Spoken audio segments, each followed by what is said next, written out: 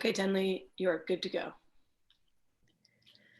Hi, everyone. I am recording this briefing for ombudspeople, principal investigators, and independent parties to give you an idea of what to expect during these consultation meetings that we are going to have with the recommended applicants for the CalTestBed program. Our agenda for this event is first, I will go over the consultation expectations with a brief overview of the purpose, outcome, process, and roles for these consultation meetings. I'll talk about the statement of work parameters, best practices for conflict of interest and IP considerations, and best practices for cost share as well for the campuses that have committed cost share to this effort. I'll talk about consultation scheduling, campus marketing opportunities, the annual symposium, and I'll go over briefly the live Q&A event that we are scheduling to follow up with this recording. So first, I'd like to go over the consultation expectations, really the purpose, outcome, and process of what we're trying to achieve with these meetings. The purpose of these CalTestBed consultations is to provide an opportunity for the principal investigators and campus personnel that are going to be working with these recommended applicants to determine realistic and appropriate draft testing protocols. Because really, I think that the applicants have some concept of what they would like to achieve, but this is going to be a meeting where there's a lot of level setting so that the applicants understand what they're allowed to charge with or to request with their voucher request, and just kind of the general parameters around what these vouchers are for. During the discussion, we need to make sure that the facility is really a good fit for the necessary testing. And if it is not a good fit, the entrepreneurs and the PIs should, agree upon that.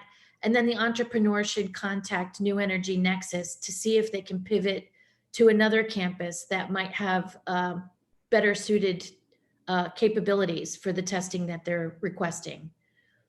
The outcome of these meetings would be a clearly defined draft statement of work, which will include a scope and a schedule. And then after the scope and schedule have been defined between the principal investigators and the recommended applicants, the folks from the campus will define the budget and add that in before they submit the statement of work to New Energy Nexus. All of this statement of work will be submitted to New Energy Nexus, and then the CEC staff will review and approve in order to proceed to the next stage of signing agreements and scheduling the testing. We're also, another outcome could potentially be that the lab is determined to not be a good fit for the testing that's been requested, and we need to pivot to a different facility for a different consultation. And the process for this will be, the scheduled consultation will be with the appropriate principal investigator, other campus staff that are deemed necessary for the discussion, which would be determined by the ombudsperson and lead principal investigator, the entrepreneur, and the independent moderator / observer. The meetings will take between an hour and a half to 3 hours, depending on how long you think that you would like to schedule the meeting for, how long you think it will take for you to distill the scope and schedule for a testing protocol. And then the structured consultations will occur virtually via Zoom.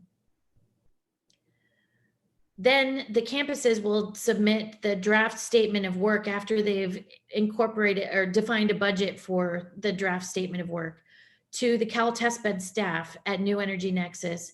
And we will collect those and submit them to the CEC in 3 different tranches. And I'll make sure that I provide the schedule and deadlines for those 3 tranches to everyone as we're going through these consultations. The CEC will then review the drafts in these 3 different tranches and respond with requests for clarification or with an approval. And then upon approval, the agreements can be signed, testing can be scheduled, and may commence according to the approved scope of work.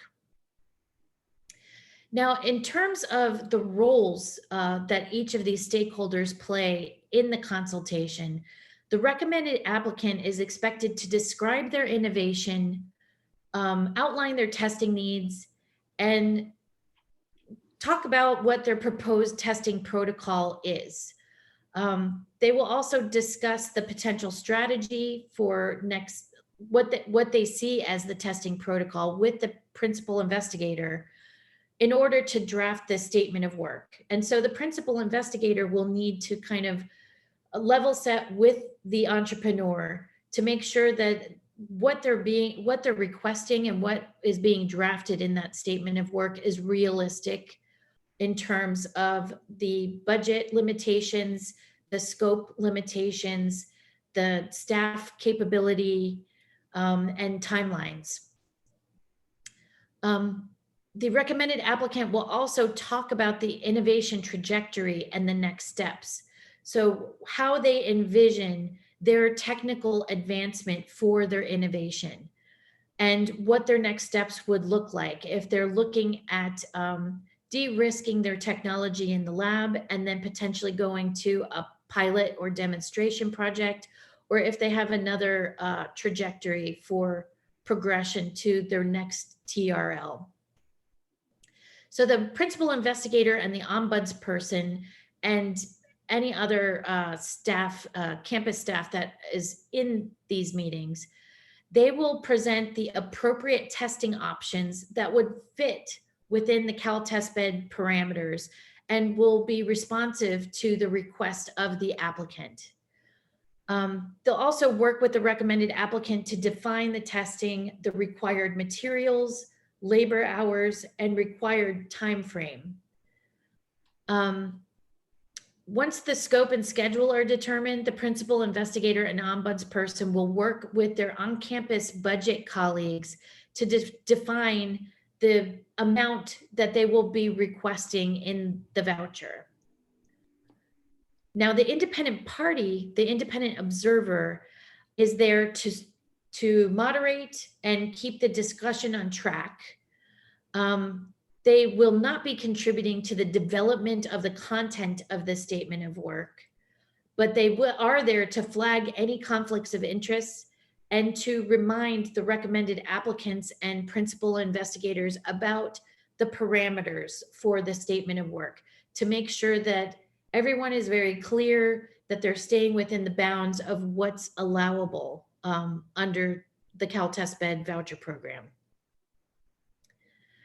Now, I would like to go over the statement of work parameters. And so in terms of scope parameters, the testing will be discrete and it will be a discrete, very clearly defined protocol, and it will be achieved under the supervision of a single principal investigator. So the entrepreneurs are not to be proposing testing at multiple campuses and are not to be proposing testing under multiple principal investigators.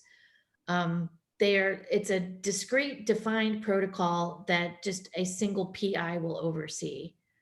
Not to say that there will not be other staff members working with them, but there will be one PI that's supervising the entire process. Funds are only to be allocated for necessary materials, equipment use, but not purchase. Equipment purchase is forbidden under the CalTestBed program. And laboratory staff labor. So no entrepreneur staff labor will be included in this. Testing can involve the entrepreneur or could be conducted solely by lab staff. And under our the COVID protocols for our first cohort, several of our projects were completed solely by lab staff, with the entrepreneurs providing like the necessary materials and guidance and collaborating with the laboratory staff, but not necessarily being on campus for the testing. Details of sourcing materials, including import requirements and necessary permitting, need to be outlined in these statements of work. Anything that could require international scrutiny of importing goods and requiring permitting, or anything that could create a problem with delays because there's some sort of import situation, that all needs to be defined as a risk and needs to be accounted for in these statements of work. In regard to the schedule, testing can be scheduled for up to 9 months of lab time. And this means that the testing protocol with the entrepreneur in the lab needs to be 9 months or less of lab time. If needed, up to 1 month can be scheduled in advance to set any projects up or build anything in the lab that's required to set up the testing.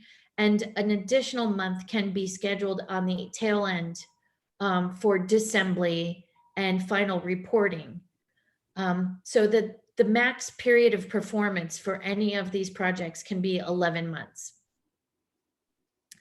And regardless of when testing is initiated, all of the testing must be completed by October 31st, 2022, because that is required by just the bounds of our agreement. And I have final reporting that I will need to be completing. And so that is the absolute deadline of completion for any of this testing. We need to schedule for the draft statement of work, and it should consist of a time estimate in weeks. So not specific dates for the draft statement of work, just an amount of time in the number of weeks that the testing will require. And we'll add specific dates once the CEC has reviewed and approved the draft statement of work.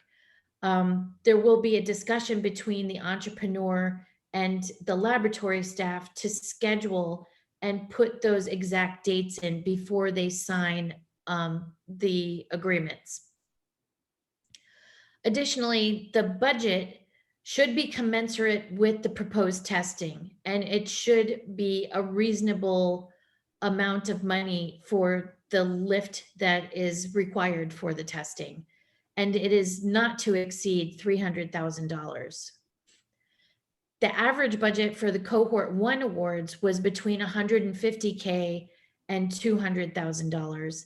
And just as an aside, there is additional scrutiny. The higher the budget gets, the more scrutiny the budget and the proposed testing receives, and the more questions are triggered. So just as an FYI. Also, job titles, not personnel names, but titles, positions with labor rates and clearly defined contributions will need to be included in the budget description. So now I want to go over some best practices for conflict of interest and IP. In regards to conflict of interest, the CEC award was actually amended in April 2020 and modified the original conflict of interest language. Under the revised terms, you may trigger, and when I say you, any staff member at the campuses may trigger a conflict of interest if you're on the technical review team and scoring applications, which I have ensured that none of the campus partners are technical reviewers. If you're a member of the technical advisory committee and advising on applications, I also do not have any campus partners on our TAC. And if you're seeking to influence the above parties in the selection of the entrepreneur for a voucher. So that's an issue. We're trying very hard to make sure that there are very clean lines and clear distinctions between the technical reviewer and campus staff and any decision-making processes in terms of selection. And so we cannot even allow the optics of a conflict of interest. And so we are very careful about this particular topic. And we've included the conflict of interest provision in here, and we'll provide you these slides so that you can scrutinize that a little bit further later on. In terms of intellectual property, best practice is always to read the agreements yourself. So any agreements that are being signed between the campus and New Energy Nexus, which is the UAT, the campus and the entrepreneur, which is referred to as the UAE, and Lawrence Berkeley National Lab has their own kind of mirrored set of agreements, which is the Strategic Partnership Project, the SPP, and the Entrepreneur CRADA. Any of those agreements, all the flow down terms should be reviewed by all of the parties so that everyone knows what is allowable and what is not allowable. And if you have any question about the agreements, you can consult with your local contracts and grants liaison. And this briefing is not to be a substitute for reading these agreements. It is the folks involved responsibility to read the agreements and know what is being signed so that there's no violation of any of the terms. So as test beds are providing a service and not conducting research, new IP is not anticipated, nor are we seeking to create new IP. We're actually trying to avoid creating new IP to keep this very clean so that the entrepreneurs can retain their IP, themselves. And that is one of the things that is special about this particular agreement. And Randy Jenkins has been very careful about making sure that she's protecting the university and also allowing the entrepreneurs to retain their IP by utilizing the test bed as a service as opposed to conducting research. The University of California Office of the President approved the exception that Randy drafted to the UC patent policy for this program, solely for this program. And inventions may be solely owned by the entrepreneurs, or if there's some discussion between an agreement between the entrepreneurs and the UC about the IP, it could be owned by the UC or jointly owned by both parties, depending on the factors such as intellectual contributions of the parties and use of third-party funding or materials. So what we're asking you is to please do not commingle funding, materials, or supplies from other sponsored activities. Do not offer unsolicited suggestions for prototype improvements unless you have a clear discussion with the entrepreneur in advance about joint ownership of IP. And if new IP is created, it must be disclosed to your local technology transfer office. And any questions about IP or conflict of interest, Randy Jenkins is your point of contact at the University of California Office of the President. And then at LBNL, Joanna Sartro is your point of contact on any of those IP and conflict of interest questions. And you can also at LBNL go to your ombuds people and ask about the considerations with them and discuss it. So in terms of best practices for cost share, this is mostly for the University of California campuses, as cost share at each campus has been identified And we are working to make sure that all of that cost share is incorporated in this next tranche or this next cohort of entrepreneurs. So cost share needs to be project related. So no University of California Office of the President or LB&L overarching management expenses can be counted. Most campus VCRs made cost share commitments, and it's important to track all eligible cost share in order to meet the overall commitment to the CEC.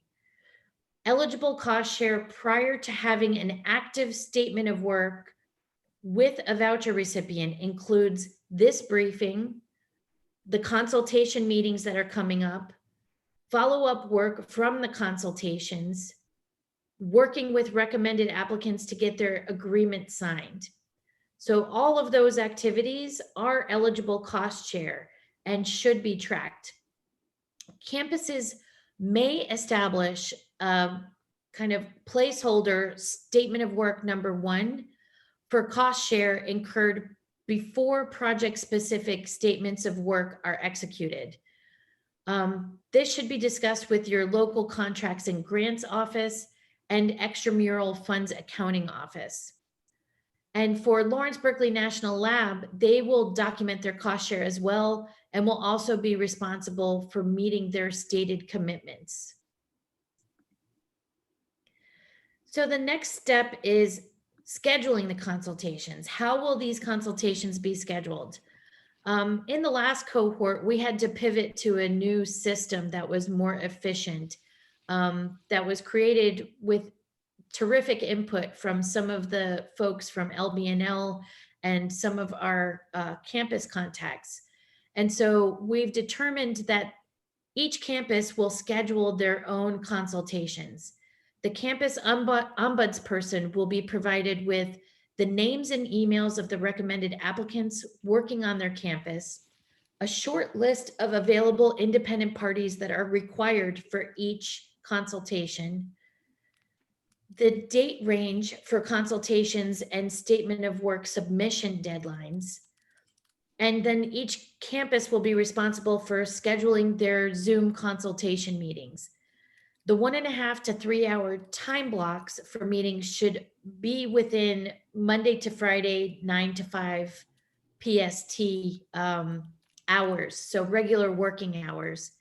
And campus personnel will send out the calendar invite with the Zoom link to invitees, and New Energy Nexus staff will be CC'd, but we are not going to be participating in all of the consultations because that would create a bottleneck with scheduling. So that is partially why we have the independent parties that will be moderating all of these meetings.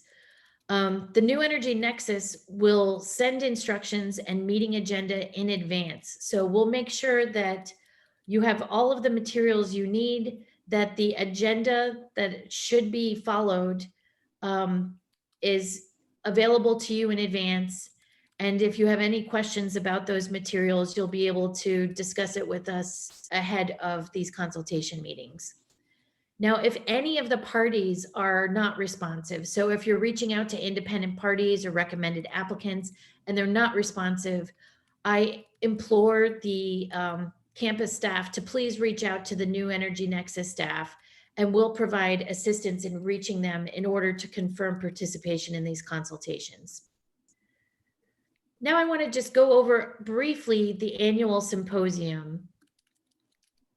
So the purpose and outcome of the annual symposium is to create next level partnership opportunities for the voucher recipients with investors, with pilot and demonstration partners, utilities, and companies looking to acquire new technologies.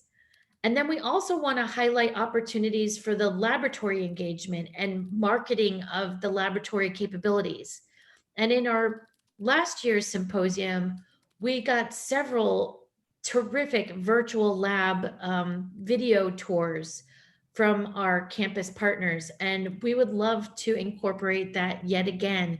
So any of the campuses that did not have an opportunity to send in a virtual tour of their CalTestBed facilities or of their campus in general, feel free to reach out to us to submit those materials. We'll also be asking for updated marketing materials from all of our campuses and having a discussion with you about various pathways to work with the laboratories. So because this symposium last year, we had approximately 500 participants, I want to make sure that we're highlighting the different avenues that some of these other stakeholders that are participating in our symposium, we want to identify the pathways for them to work with the labs so that we're marketing the laboratory capabilities beyond just the CalTestBed entrepreneurs.